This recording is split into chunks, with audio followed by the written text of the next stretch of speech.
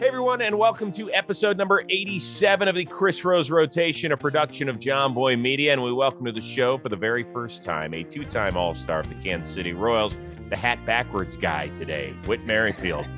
How you doing, dude? I'm great. Hope you're doing all right. Yeah, I'm hanging in there. First of all, where are you joining us during the off-season? I don't even know where you live. I live in North Carolina.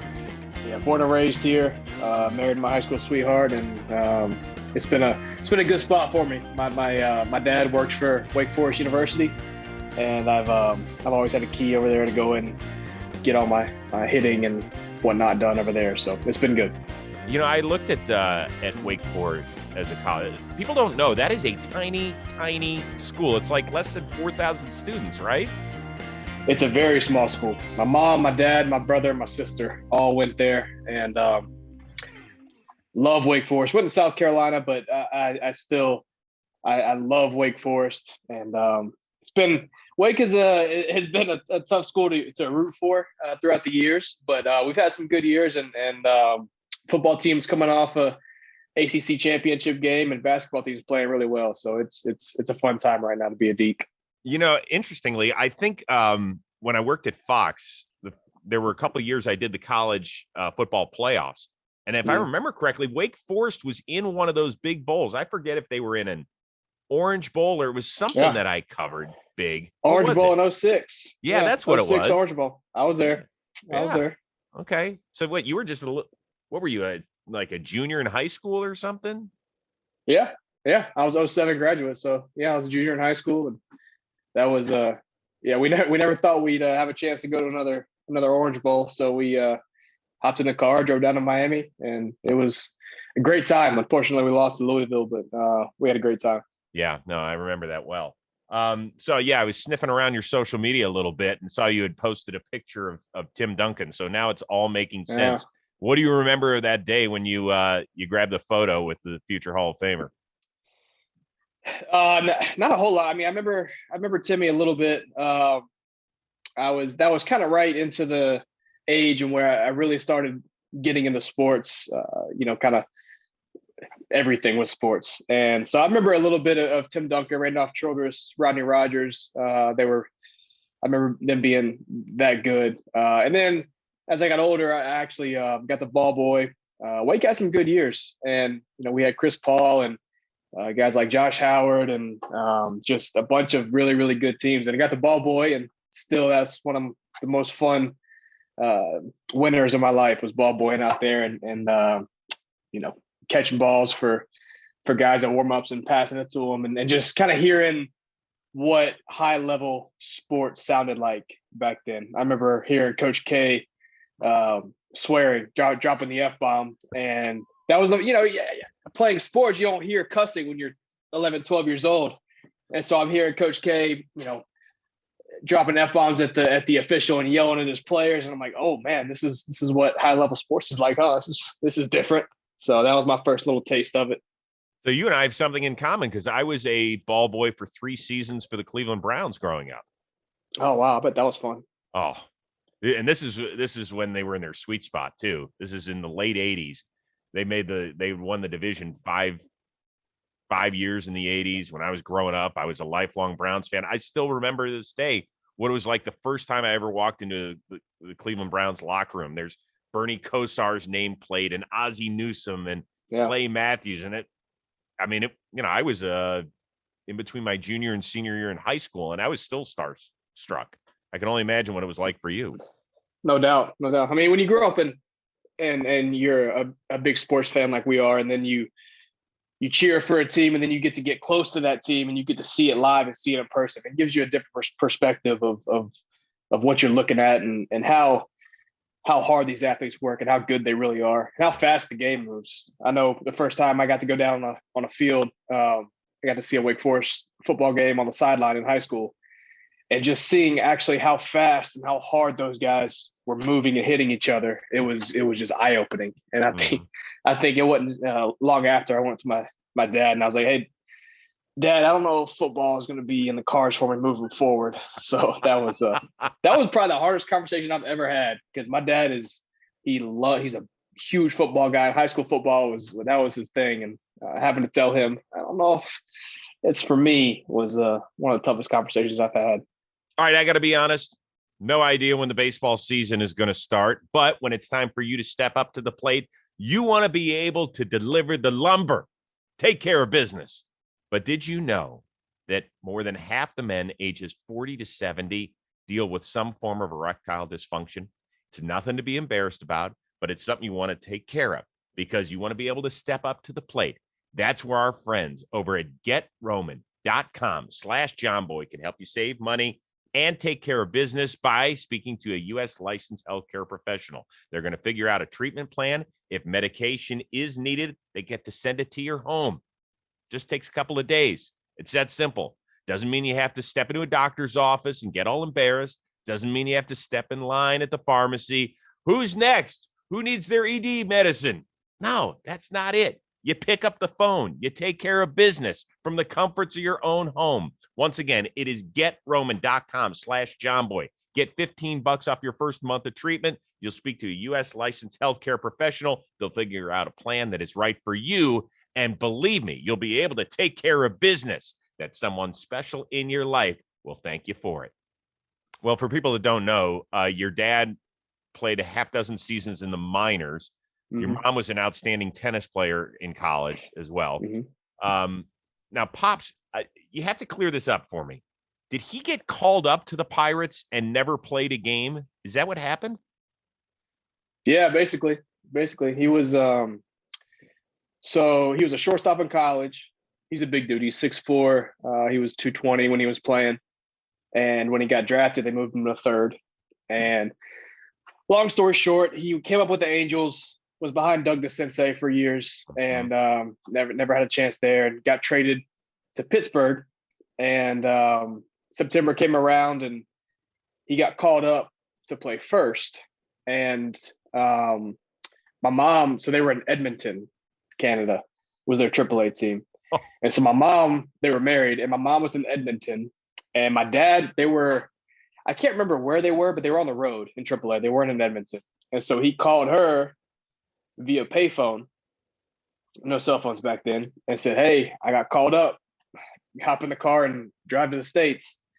So she's driving to Pittsburgh. I believe they're in Pittsburgh. And he gets to the park, doesn't have any first base gear. So he's going up to the guy who he's supposed to be taking his job from, barring his glove and barring, I don't remember exactly what happened, but I don't even think he had bats or cleats or anything. So he's barring everything. And he's hitting sixth that day, and they do BP. He goes and hits in front of Jim Leland, who, he just got traded. So Jim's never seen him play before. So he's taking batting practice. Said he hit for about 15 minutes, which kind of wore him out. They came back in, and it ended up raining that night. And so the game got rained out. Leland called him in after the game was canceled and said, "Hey, I want you to go to Florida, work on first base a little bit, and we'll call you back up when we think you're ready." So he goes down there, and I think it was like 2 or 3 days in, he fouls the ball off his foot, breaks his foot, his season's over. So that was the end of that year. And then the next year, I believe he started the season on the Phantom in AAA. And my dad's not a very patient man and a pretty stubborn man. And that was kind of a slap in the face for him. And that was, I had just been born the January before. And so he said, "You know what? It's not in the cards for me. I don't really enjoy doing this. So I'm going to start a family." And so he was a big leaguer without ever officially being a big leaguer. Do you think that has crushed his soul a little bit? I don't think so. I really don't. And just knowing him, he did it because he was good at it. He didn't really enjoy playing. He loves baseball. He still to this day loves baseball. I mean, he's been sitting around watching old replays on MLB Network of just random games and World Series and whatnot. So he loves baseball, but it was time for him to start a family, and that's what he wanted to do. That was more important to him. So he what he did. But do you think that the fact that you eventually made it to the major leagues kind of allowed him to vicariously live through you? Yeah, I do. I think that's a big part for him. I think that was huge, and he'll say that it wouldn't have mattered if I made it or not, and he's always enjoyed me playing, but being able to bounce around and watch me play at the highest level, I think has been a something that's extremely special to him, and it's special to me too, to be able to share that with him. I mean, how rewarding for you. Listen, I never made it to the show, but I've been fortunate enough to broadcast baseball games, which is something I always wanted to do. And one of my proudest moments is taking my dad on a trip where I broadcast the Tigers White Sox game on Fox, and he sat in the next booth over and had the headsets on, and like it might make me tear up right now looking at him in between innings or in between pitches, and to see the smile on his face, to know how proud he was of me and the fact that he got to share that experience. I imagine you kind of go through some of the same feelings with your dad. Oh, for sure. Yeah, for sure. There's always those moments that get trickled in. But then there's also the moments where, he's always been my coach. And so when things aren't going too well, and he's watching, I'll look up and he's got a distinct whistle. I always know when he's whistling at me. And so he'll whistle and I'll be on deck or something. I'll look up and he'll be like, "Hey, stay in your legs," or "Keep your head down," or something like that. And I'm like, "Hey, I got it. All right, relax." It worked in college, but you never played this level before. This is my thing. So that we have that. We have a little fun relationship when it comes to that, but it's I mean, there's always those special moments. We've done an awesome thing with Kansas City up until 2020, obviously, but we used to have a father's trip every year where the dads used to be able to come on the plane with us and to go take BP, and that was a lot of fun. Because that's the things that he remembers as a player were the most special was the plane rides and the bus rides and the locker room, and having dads get to experience that with us those are some of the best memories that we've had. Yeah, I know Stephen Brault, who's one of the co-hosts here on the Rose Rotation, has talked about that, how his dad loved coming to Pittsburgh and rolling on whatever trip they would. He said it's just the most memorable stuff that he could ever think of. There had to be some teammate's dad who was totally swagged out and was like, "Yeah, this is it. I'm making it to the show." Yeah, there's always one or two guys that get hyped up for the BP and kind of relive their glory days. And dad was more into it than I thought he'd be. He enjoyed it, put on a pretty good show. But there's some guys that go out there and probably shouldn't be out there, but they're having a great time, and it's always fun to go out there and see those guys try to be athletes again. So you have a very successful college career. You hit the walk-off for South Carolina to win it all in the 2010 World Series. You closed down Rosenblatt Stadium. For those of you that are joining us audio only, we're showing that great clip of you with the walk-off against UCLA. Then it took you a while to get to the show. You didn't get there till you were 27, right? Yeah, 27. I think that's right. Yeah. Well, was there ever a time during your minor league stint where you were like, "Man, this might not happen"? Yeah. So I shared that story about my dad earlier, and I kind of went through a similar thing in 2015. It was different for me because I wasn't. There's a lot I could get into, but long story short, I wasn't really a high level prospect. I was a 9th rounder, and just sort of always did enough to kind of keep moving along and continue to have some playing time. And then in 2014, I finally got a chance to play in AAA, and took off and had a really, really good 2014 and kind of put myself on the map. And then in 15, the World Series year when they won. Another thing about what was unfortunate for myself was when I got to the point where I was, knocking at the door, we were going to back-to-back World Series. Mm-hmm. So there wasn't really a lot of opportunity for, especially a guy that wasn't on the 40-man roster. So I kind of knew I had to wait my time. But in 15, we're playing in June, and I scored, and we're about to take the field in AAA. It's like the third inning, and our manager says, "Hold on, the KC called and they want you out of the game." And when you hear that in AAA, you pretty much know what that means when you're not hurt. I said, okay, what's going on? They said Alex Gordon just got carted off the field. He ran into the wall and he ended up popping his groin or hip flexor. I can't remember exactly what it was. Mm-hmm. But so for 6 innings, I'm sitting in the dugout thinking that I'm going to the show. And my family has heard this and they've gotten in the car because the next day, it's a night game for me in AAA. And the next day, Kansas City's got a home game. So they're driving to KC.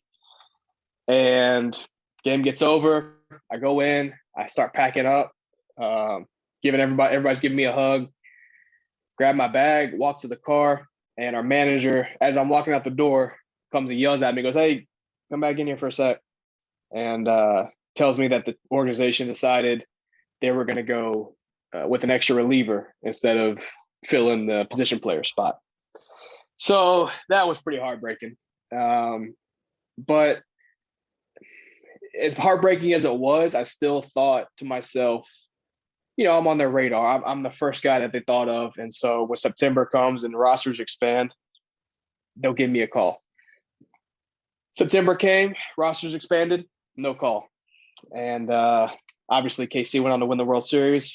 And I talked to my dad for a long time that winter and said, I don't know if I can do this anymore. This was as close as I feel like I've come. If they're not going to call me up now, I mean, I'm just getting older. So I don't know if this is in the cards for me.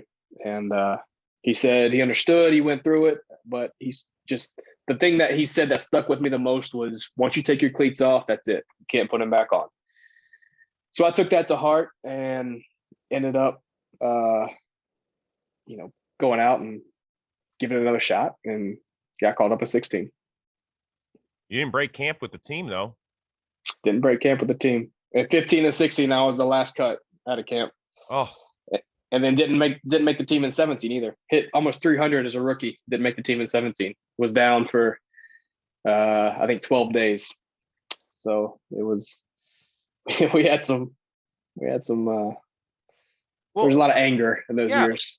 Okay, so you have that anger. Who do you talk to? Was there a teammate that you had to vent to? Was it like one of the scenes in Bull Durham where guys are tearing up the office? What happened? It's hard because I don't want to be in AAA venting to my teammate that has never been to the big leagues about why I'm not in the big leagues. That just doesn't come off great. And then I don't want to be the rookie that's calling Gordo or Haas or Moose or somebody being like, why am I not in the big leagues? And I should be in the big leagues. This guy shouldn't be up there. And that's just, it's a weird dynamic. And so it was just my dad. My dad was my guy. And it's that going back to the dynamic part, I really think people ask why I didn't play very well in the minor leagues and got to the big leagues, and all of a sudden now I'm playing well. The minor leagues was hard for me. I'm not naturally gifted enough to just show up and just kind of play for myself and play for stats and try to move up the ladder. I have to be playing for something. And so when I got to the big leagues, the shift finally went back to playing to win baseball games, and the focus was to win games.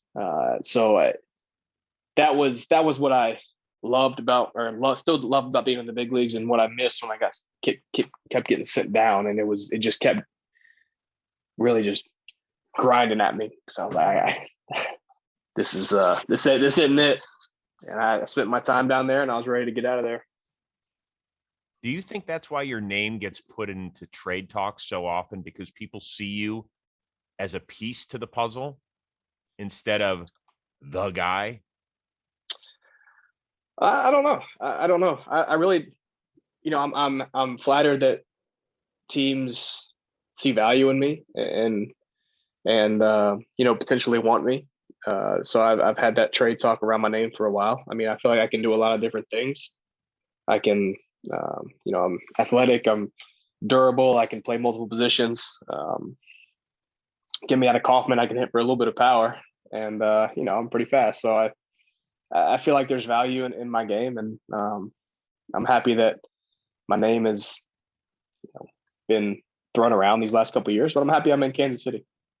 Does it bother you that you're mentioned in trade talk? Or, I mean, you said it's flattering, but your world can get I've talked to enough guys that have been traded where, we just see it as, oh God, yeah, we just made a transaction. For you, it's like your world gets turned upside down. So, right. I would say the first couple of years that I kind of went through the trade rumors, it probably bothered me a little more than the last couple of years, just because I probably dug into it a little more than I should have. But I never been through anything like that. I didn't know how it worked. So I get a text from so and so that said they saw on MLB Network that the Red Sox are going to trade me, and they put on this. I remember one time I got a call from my friend late at night, and he said I had been traded to San Diego for it was like me and Tim Hill for like 4 prospects. And I was like, what? And he goes, yeah, I just saw it. It was you two. And I was like, all right. And so I called my agent, and he said, no, that was one of those, they go on and they give a hypothetical trade, right, a proposed trade.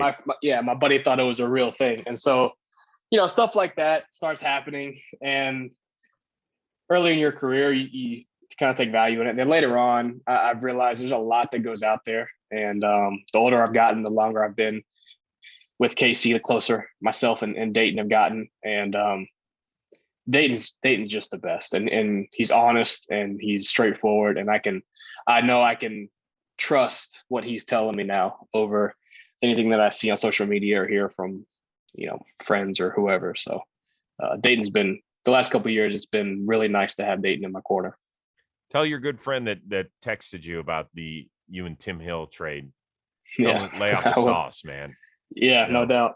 Jeez, Timmy actually went to San Diego though, so he wasn't all wrong. It ended up happening, half of it at least.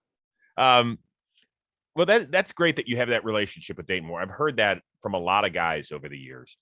Has he been in contact with you at all prior to the lockout, where he said, "Hey, listen, whenever this thing gets going, your name might be mentioned again"? Yeah, we've had some good conversations. At the end of last year, we talked about just kind of where I stood with the organization and positionally, and I've got really just one more year on my contract with an option year at the tail end, so maybe 2. But it's KC's been just an incredible place, and I've really enjoyed being there. And we're about to be really good, and so I'd like to stick around. I've been through the bad. I want to see the good now. So we've had some good discussions. Hey, I mean, you're turning 33 next week, right? Yeah. And it's time to win, whether it's there or somewhere else. I can't imagine, knowing you the little bit that I do, that you're like, oh, okay, good. We tried our hardest today. I love playing baseball. I make a good living. I can't imagine that sits well with you. So if it means that you have to move on in order to get a shot at something that you missed out on in 2015, although it sounds like you would prefer to stay in Kansas City, it's important to get that shot, whether it's Kansas City or elsewhere. Am I reading that right? Yeah, you are. No question. And I'd feel a little differently if I really didn't believe that we were going to be good and we were going to be good soon. Which is also what I've come to has given me a little more peace around these trade talks. Is it's really a win-win situation. If I end up getting traded, there's an above average chance it's going to be to a good team that's going to be in contention. So that's not the worst thing in the world, and it's something that I've thought about. But again, we've got a lot of good pieces coming in KC, and I've seen the city that KC is and how good of a sports town it is. So I'm excited to see it firsthand when we're playing well. DraftKings Sportsbook is officially live in New York State with mobile sports betting just in time for football playoffs. Right now, you can place a bet from anywhere in New York with DraftKings Sportsbook, including from the comfort of your couch. To add excitement, DraftKings is giving new customers a special offer that you don't want to miss. Just bet $5 on any playoff football game and win $280 in free bets if your team is victorious. The wait is finally over. Head to DraftKings Sportsbook app now to check out all DraftKings great promotions and features, including same-game parlays. DraftKings is safe, secure, and reliable. Best of all, you can deposit and withdraw your cash whenever you want. Download the DraftKings Sportsbook app now and use promo code ROSE and get 56-1 odds on any team. Bet just $5 and win $280 in free bets if your team wins. That's promo code ROSE this week at DraftKings Sportsbook. Eligibility restrictions apply. See DraftKings.com/sportsbook for details. Must be 21 and over and physically present in New York. Gambling problem? Call 877-8-HOPE-NY or text HOPE-NY to 467-369. You're talking about pieces, but for those of us that aren't privy to watching minor league ball very often, there is one piece in particular that we're all waiting for, and that is Bobby Witt Jr. He's special. Yeah, he's special. He's our first base coach, Rusty Kuntz, legend and been around the game forever. He said he's the closest thing to Griffey that he's ever seen when Griffey came up. Just the all-around skill set at such a young age, the demeanor, the way he carries himself. That's who he keeps comparing him to. And I praise Bobby a lot, and we might have to tone it down a little bit. I think his head might be getting a little too big before he ever gets up here, which is hard to do. He is the nicest, most humble, down to earth, willing to work kid that I've really ever been around at that age, and I'm excited to see what he can do in the big leagues. I think he's going to live up, if not exceed, a lot of expectations. I mean, you just mentioned one of one in terms of comparisons. That's from Rusty. I'll say that's from Rusty. I never saw Griffey when he was, or at least up close when he was going through that. But yeah, that's who Rusty always compares him to. So that's high praise. Pretty damn special. I think we're all excited to see him. I know you hope to be in that same lineup when he's there. And it's interesting you bring up the name of your first base coach, because it's not the first time people have heard his name here on the Rose Rotation. I did a show with a couple of co-hosts, Tyler Glasnow and Stephen Brault, recently, and we were talking about some interesting names. My dad's name was Norton Rose, Norton, Norton. And so the guys kind of laughed at that because it was an old school name. My dad was born in 1928. And here's the conversation that followed. It's like, what's the baseball player? Like Rusty Kuntz? Norton and Rusty hanging out. Like, this is weird, like semi-sexual names. His name, and we're all talking about the first base coach for the Royals. His name is Rusty Kuntz. Oh, I mean, that it's not how it's spelled. Yeah, exactly. It is Rusty Kuntz, technically, if you're good at English, if you spell correctly. Except that I have a Rusty Kuntz bobblehead, folks. That's cool. That's awesome. Of course, and it is the best bobblehead ever because it's actual fur on the head. Oh, why was it right next to you? Like, you had that queued up. Like, is that your favorite one? I would have that to be my favorite one too, to be honest. I would have Rusty Kuntz in my arm reach too if I could. That's good stuff. Oh man. Yeah. Rusty, he's heard it all. Yes, and he's great about it too. Yeah, he has a fun time with it. Oh man. Do you have one of the Rusty Kuntz bobbleheads in your locker? I don't actually. No, I don't. I think Rusty's, I don't remember what. I think I was playing. Yeah, I think I was playing on the team when that came out. So I need one. Well, might not have been. It says 2017 Royals bobblehead series special edition. I don't know what I was was. So unless it was one of the first couple of series, yeah, I was up there. Yeah, I mean, you've got to get. I need one to get one. I know. You've got to get. How's one the hair?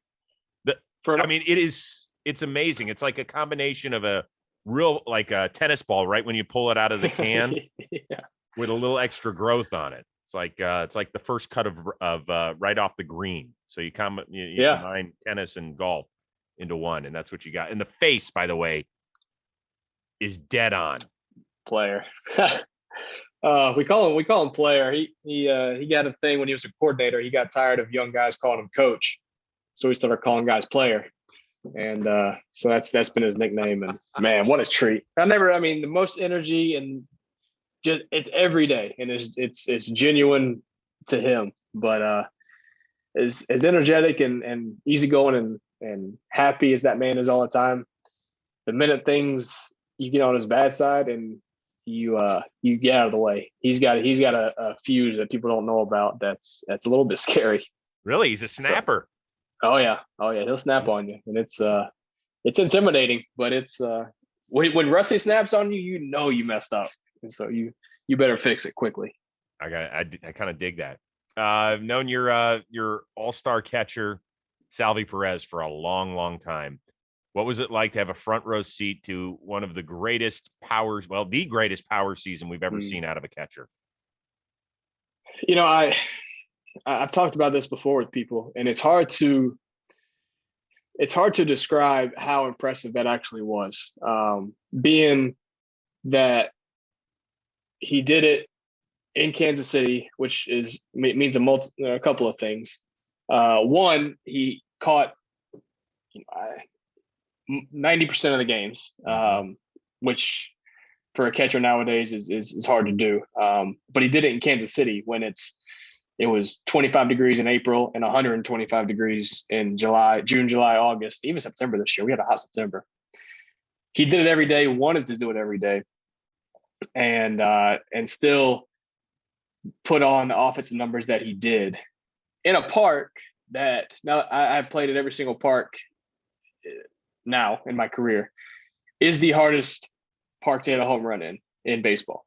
And he didn't get those cheap home runs. You know, he didn't get to miss one to left center and have it go out, or barrel one, but just kind of slice it to right that gets caught at the wall. Mm-hmm. When he hit a home run, he had to hit it for it to be a homer. And he still did that, and he still had the greatest offensive slugging catcher performance, of all time. So it was crazy. It was what I imagined Vladdy Sr. looked like back in the day, because he was hitting, he took a Dylan Cease 99-mile-an-hour fastball, like probably this far off the plate, hit it like into the top fountains in right center. And then he'd take one up and in, hit it out. He'd take a left-handed slider down on his shoes, golf it out. I mean, he was hitting everything. It didn't matter where it was. And pitchers weren't trying to throw to him, and it didn't matter. He was still hammering balls. So it was impressive. And the man works as hard as you might think he works, if not harder. So he's a great guy to have, leading our team and being behind the plate every game for us. We're very fortunate he's rocking that royal blue for a long time. I had him on, and I had to apologize to him because he broke that record in Cleveland, my hometown, mm-hmm. and the fan ran with the ball. It was the first of a doubleheader. Yeah, he didn't get the ball back. So we were not happy about that. No, I wasn't happy about it. I wasn't. And by the way, I took a lot of shit from people who were like, well, Salvy's, got a lot of money. You should pay him for that. That you don't know that guy's rent situation or mortgage situation. I was like, guy didn't go to the game so he could go pay his mortgage for the day. Yeah. Yeah. I don't know. They were offering all sorts of stuff, minus the Bitcoin that Tom Brady offered. They were offering pretty much everything that we could have offered, tickets, jerseys, bats, gloves, balls, helmets. It was probably $10,000 worth of stuff and tickets and everything. And it was unfortunate. The guy, I don't know. Yeah. To his own, I guess. Let's not piss ourselves off here. You mentioned the great fans in Kansas City. I've had the good fortune of spending a couple of World Series there, All-Star game. And even though I work in both baseball and football, I've never been to Arrowhead Stadium. You have been able to bang the drum. Yeah. That looks awesome. Yeah, it was crazy. It was crazy. For those that don't know, Arrowhead is the loudest stadium in the world. It broke that record a couple years ago. I don't know if it's been broken since, but I know it broke it a couple years ago, and it lives up to it. It's loud.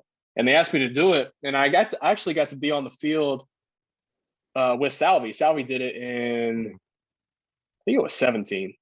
And so I got to go on the field, and I thought that was awesome, and never thought I'd have the chance to do that. Then they asked me to do it in 19, and I think it was 19. And they had moved the drum. The drum used to be on the field, and you do it on the field, but they moved it to this like platform that they built. And I remember going up there and thinking this is cool. And then it happened. So like the time's coming up, and it's right before kickoff.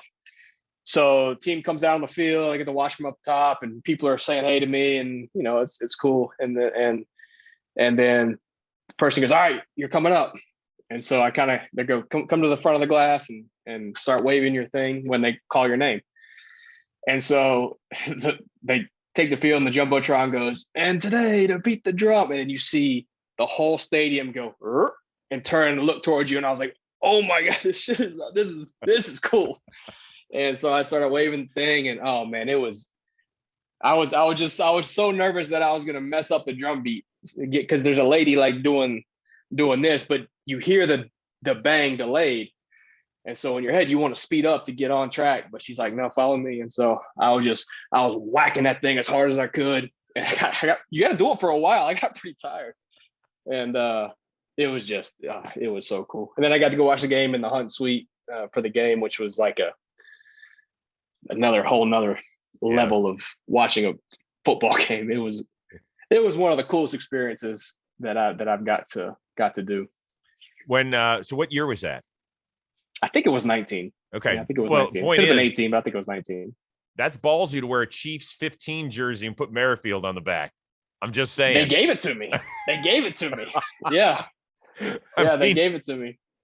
Like, and then there's pretty good. Maybe that's what pissed off Mahomes, because they did the 15 Royals jersey either last year or 2 years ago, and they started selling it everywhere. And I was like, I remember someone first sent it to me on Twitter, and I was like, "Oh, that's cool." But then Shields had like rows of them, and it was funny because someone else put on social media, and of course I got tagged in it, but it was like a whole section of empty hangers with like one or two Mahomes jerseys, and then a whole section of Merrifield jerseys that were full. I was like, well, if I see a Kansas City 15 in the stands, I know it's going to be on the back of it. So maybe that's what pissed him off. He decided he's going to buy into the Kansas City Royals and release his own 15 jersey. He's like, "I'll show you." It's all making sense now, Chris. Yep. Unbelievable. Yeah, well, you can just get him back by buying part of the Chiefs. Yeah, there you go. No problem. It's lucky I might have to end for that. You ever have a chance to chop it up with your boss, Mr. Mahomes? Yeah, I've gotten to know him a decent bit over the last couple of years. Great dude. God, he's awesome, isn't he? Yeah. Super passionate about Kansas City and loves baseball. So he and Travis Kelce are the ones that are around the most. So I've got to know them a good bit, and both of them can't say enough good things about him. Well, Kelce's a Cleveland kid, and he said, I think he played at Progressive Field when he was in high school. He said he hit one out. Now, I can't find any video or anything. I don't doubt it. He's a big boy. He is a beast. They're both big boys. He is a beast. We gave Kelce some shit because he was sitting in the Crown Club, and he was wearing a Indians hat. Sure as hell was. What are we doing? In fact, I think like that might have been one of the days where like Kipnis might have hit the ball one day where Gordon got hurt. Inside the Parker. Yeah, he hit it inside the Parker, and he went over and like dapped him up afterward. It's all right. Kipnis hit two inside the Parkers, I think, and Gordo was credited Gordo to both of them. One left field, one right field. That's great. Good call. Don't worry, you've done plenty of damage against my team. I mean, just saying. It's not been easy damage. Since I've been up, Cleveland's had some hosses back there in that rotation. So it's I know. But I do I do enjoy playing Cleveland. I know you do. Every time you come up, we're like, God, my kids, you're breaking my kids' hearts. They're like, Jesus, how many times does he hit through the order? It feels like 4. I said, yeah, guys, it does a little bit. All right, so here we are in the middle of winter. You're like, man, I need another hoodie. And you know what? I love JOMBOY.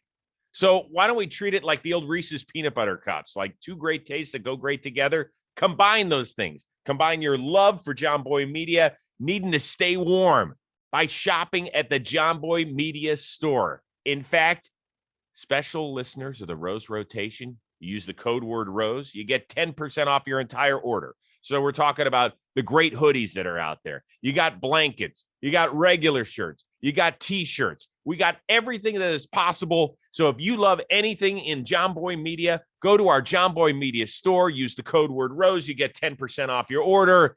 We'll keep you nice and cozy these last few months of winter. You know, you mentioned your athleticism. I'm curious, I think you're 3-time stolen base champ. Does that sound right? Yeah, twice American League and once Major League Baseball, the whole league. We'll credit that as 3 times. I'm not here for particulars. Yeah. Does it upset you that we don't run as much in this sport as we once did? No, because I might not be 3 times if more people ran. So yeah, I mean, just slow it down, guys. The game's just changing. It's changing, and I really enjoy the first thing about stealing bases. You got to want to steal bases, and I don't think many people want to steal bases anymore. I think there's at the big league level, there's a little too much preparation, I guess you could say, that goes into it, that people don't want to put in that extra work. They're already preparing to hit. They don't want to take that extra time to figure out how to steal a base if I get on. So that's something that I enjoy doing. I've learned a lot from Rusty on different keys and how to find different keys. And now I really enjoy digging into that. And, you know, if we're facing so-and-so, I'm like, all right, this guy, he's got to have something. Every pitcher's got to have a tell. And it's a fun game for me to try to find that tell. And when I find it, it's go time when I get on the bases. So I've been fortunate to play for an organization that just gives me the green light, trusts me to make good decisions and run when it's good time to run. And if and when I get thrown out, it's no big deal. You know, I get to go again. What have you ever stolen bases against a guy and then he's become your teammate and you're like, listen, dude, I know that you're going either to first or to home based on this. Have you ever shared information, or has that ever worked the other way around? Yeah. You know, there's a couple guys that I've come across that we've had some good tells on, and when they're on my team, you know, I definitely let them know, especially when we got speed guys getting on, and that's what I love about playing second base is I can help with certain things that I can't help when I'm playing the outfield. You know, if guys getting too big a lead off second, and I can see it in his face that he's trying to get to third. You know, I can relay that message to the pitcher. Hey, mix up your looks. And so yeah, I'm always looking for stuff like that. But like you said, there's not a whole lot of guys that are looking to run anymore. No. When did you know that you were super fast? I've always loved watching guys that can just run, you know. I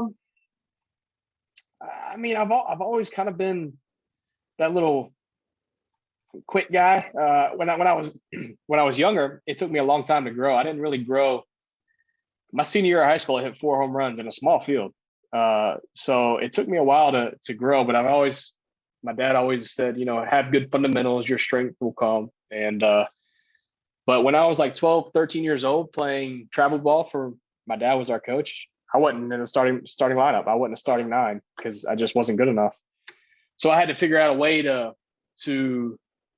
play, and I was fast. And so I really worked on stealing bases and bunting. I became a really, really good bunter. Learned how to hit behind guys, hit and run. And that's really helped me as I've gotten older because that stuff has stuck with me. And the speed aspect of it, I was always pretty fast. And then when I realized if I wanted to continue to be an athlete, I needed to become really fast. Mm-hmm. Once I started working at it and saw good progression, like I saw myself getting faster, it became almost like an addiction. Like I want to keep getting faster. I want to keep getting faster. And that's something that I never had early on with strength. You know, I'd work out and I really didn't feel like I was getting stronger. And so I didn't have that same addiction as I had to speed. I always wanted to get faster. And so took that into college and continued to work. And even to this day, you know, I'm still working out with some guys that are training for the combine. And we had some sprint work the other day, and they're 21, 22, and I'm be 33 next week. And, you know, still dusting them. That away. I got a couple. Yeah. Faster than Terrence Gore? No. That's the fastest human being I've ever seen in person. Maybe Tyreek Hill, but I've never seen anybody faster than Gore.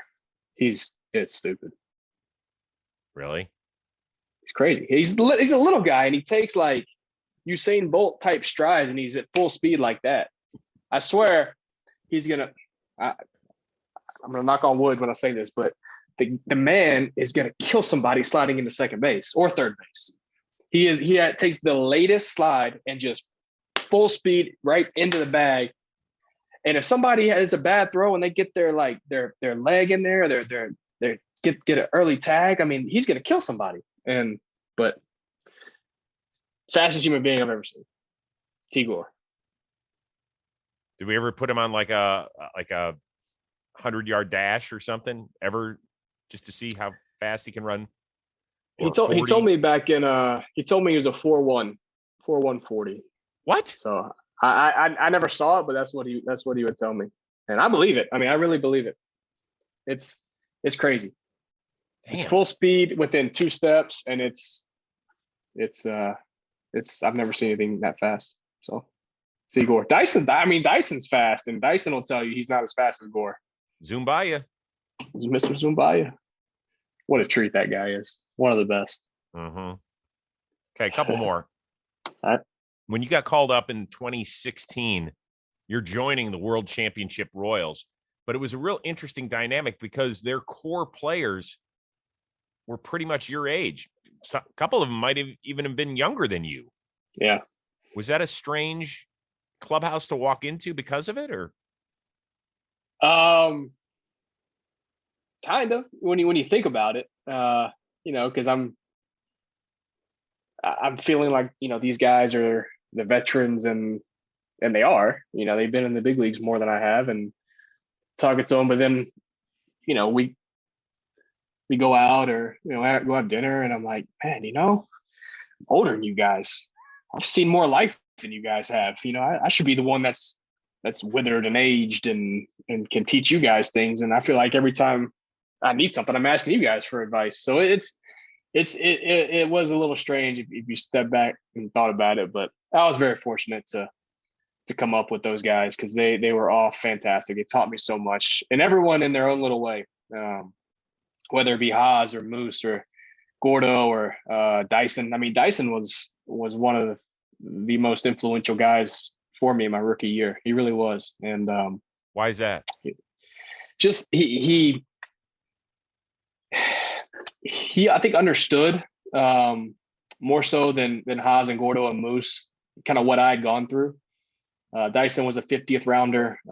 Took him a little while to get to the big leagues, and when he got there, you know, he really had to earn his playing time. And you know, Haas and Moose and Gordo and those guys were elite talents from the get-go. And so, you know, it was inevitable they were going to be in the big leagues, and they were going to be big names and do great things. So I think I just kind of connected with Dyson a little more than those guys, and we had some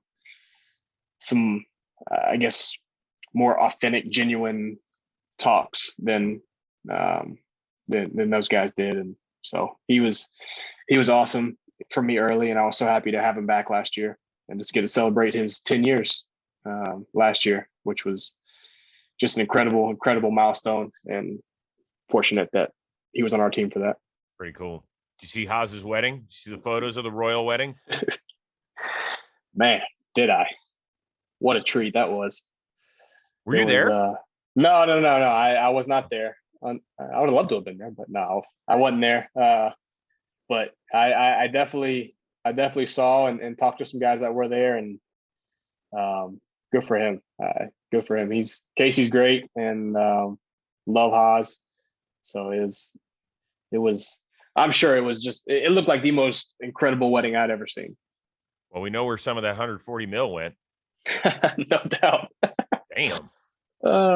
Holy! I seriously, that's one of those weddings where I do want to see the final bill. Like, I'm just. Curious. I would love to.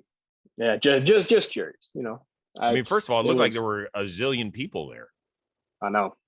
Right. I know. I love the custom ice cream like spoons that they had with the EH or whatever. It was they did not leave one detail undone. It was.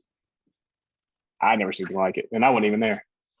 All right, I'm going to play one trivia question with you, and then we're going to spin the wheel of moderately interesting things, and you can go back to working on your speed and kicking the asses of 21 and 22-year-olds in races. Love it. There was something that came out, and they did the popularity by state. Each, who's the most popular player by each state. So like Shohei's at half of the states in the country, most popular player. Bryce Harper's like in Pennsylvania. You happen to be the most popular player in 2 states. Don't put that up. Don't put that up, Robbie. Robbie, put that. Thank you. Sorry, I didn't mean to yell at Rob. Which 2 states is Whit Merrifield the most popular player? So actually, funny thing is, I know one of them, and it's not the one you think I'm gonna know, but I can't remember which one the other one is. But my agent called me about this, and one of them is Colorado. Yes, which was hilarious. And by the way, do you have any idea why you're the most popular player in Colorado? When I put something on Twitter, about this. I was like, the only thing I could think of is, I spent a lot of time in AAA, and pretty much every one of our flights was connected in Denver. So I got to meet a lot of people in Denver, and I must have met a lot more people than I realized. So I mean, yeah, makes sense, I guess. I think the other one's either Kansas or Missouri. I think it's Kansas. It is Kansas. Yeah.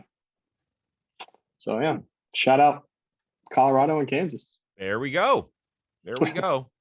Albert Pujols has still got that Missouri State lockdown. Yeah, as he might should. Yeah, it's an interesting map. Is that really? Wait a second. Is that Adalberto Mondesi that is the most popular? Yeah. What state is that? Is it Mississippi or something? Yeah, Mississippi. How the heck is he the most popular player in Mississippi? Couldn't tell you. That has to be a joke, right? Like somebody did some sort of ballot stuffing on that one. So I thought when my agent said that to me, it was a joke, and then I did a little research and on the page that posted it, and they seem like a legit page. So I don't know where they get their numbers from or who they're polling, but I guess I got a mountain house in Denver whenever I get done playing. You won't have to pay for it. No mortgage. That'd be great. Go. All right, let's spin the wheel of moderately interesting things. Got a bunch of topics here. It's very simple. We'll have some fun. Get you on your way.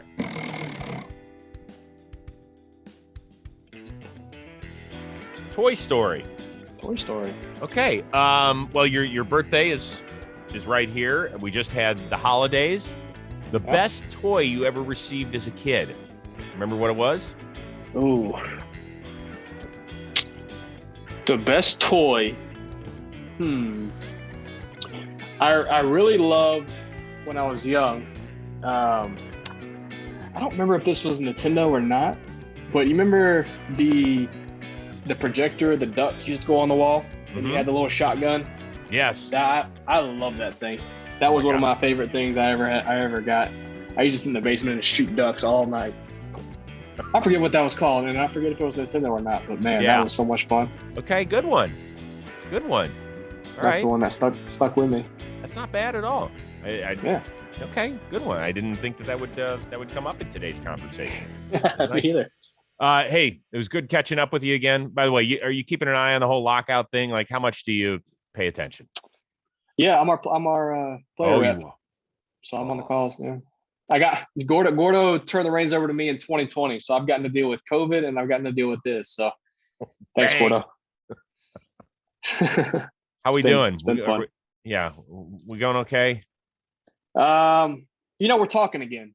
So that's how deals get done, is by talking and negotiating. So it's good to be talking again. We had that little 6-week hiatus, which didn't make a lot of sense to me, but we've got some issues we gotta take care of, and hopefully we can get that done. So I'm still cautiously optimistic about it, but we've got some things we got to address. So we'll continue to talk and hopefully get something done.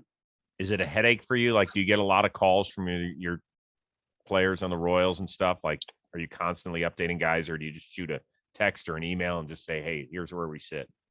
Yeah. I mean, I'm usually talking to a number of guys throughout the course of the week, but I'd be the same way if I wasn't involved in the calls. I'd be curious as to what was going on. So I understand, and I got no problem relaying the information. So it's not too much of a headache, but at least talking to my teammates isn't a headache. The headache is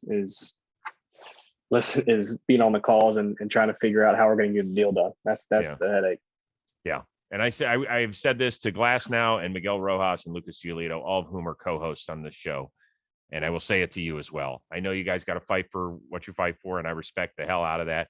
Somebody has to be the grown-up in the room and just at one point say, guys, people are going to walk away from our sport. Not me. I'm not going anywhere. But that kid that's been interested in the last year because Freddie Freeman became his hero over the last 18 months, he's going to go somewhere else.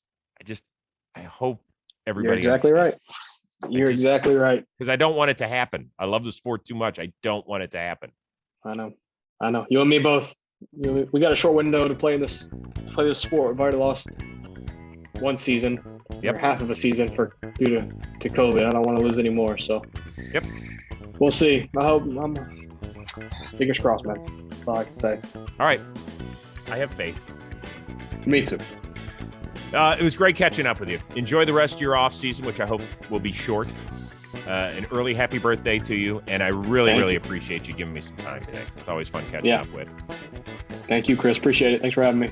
You got it. Special shout out to our producer extraordinaire, the one and only Robbie Scirocco. We will see you next time on the Chris Rose Rotation, a production of JOMBOY Media.